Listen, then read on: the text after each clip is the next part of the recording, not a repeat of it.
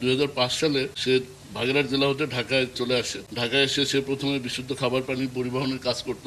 পরবর্তীতে সে ট্রাকের ড্রাইভার হিসেবে, হেল্পার হিসেবে এবং ড্রাইভার হিসেবে দীর্ঘদিন চাকরি করে, দীর্ঘদিন পেশায় থাকে। এখান থেকে এই ট্রাকের ড্রাইভার এবং হেল্পার এবং ট্রাক স্ট্যান্ড কেন্দ্রিক অপরাধ জগতে তার হাতে খড়ি। সেই ট্রাক স্ট্যান্ডে চাঁদাবাজি, মারামারি, এটার মাধ্যমেই সে এই অপরাধ জগতে সে নাম লেখায়। 2024 সালে, এবং আপনারা জানেন ধারাবাহিকতায় সে আজকে এই পর্যায়ে চলে আসে। তার এরিয়া হলো সে যখন এই কবজি কেটে যখন ভিডিও টিকটক করে যখন সামাজিক যোগাযোগ মাধ্যমে ছড়িয়ে দেয়, এরপরেই সে তার কুখ্যাতি চারদিকে ছড়িয়ে পড়ে। মোহাম্মদপুর, ঢাকা উদ্যান, চাঁদ উদ্যান, নবীনগর হাউজিং, চন্দ্রিমা হাউজিং, আদবরের শ্যামলী হাউজিং, সেক্ষেত্রে নবোদয় হাউজিং এলাকা তার নিয়ন্ত্রণে। এই এলাকায় সে আধিপত্য বজায় রাখে এবং কিশোরদের ব্যবহার করে মাদক, অস্ত্র, ছিনতাই, চাঁদাবাজি সহ অন্যান্য অপকর্মগুলো সে নিয়মিত করে প্রচুর টাকা পয়সা অর্জন করে।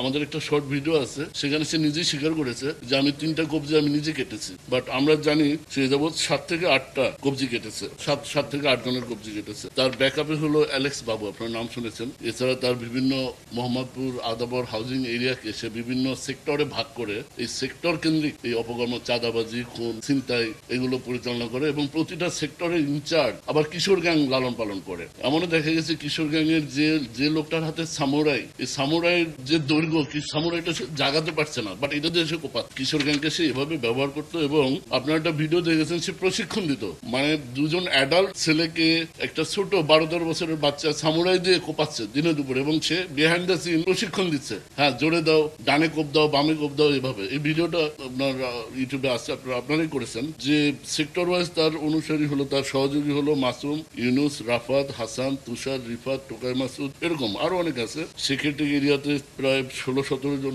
যারা অপরাধ করে তার অনুসারী এবং তারা অপরাধ লব্ধ টাকা তাকে দেয়। নবোদয় হাউজিং এরিয়া প্রায় 50 জন এবং এখানে 3টা কিশোর গ্যাং সে পরিচালনা করে। একইভাবে নবীনগর, চন্দ্রিমা হাউজিং এর তার সদস্য প্রায় 60 জন।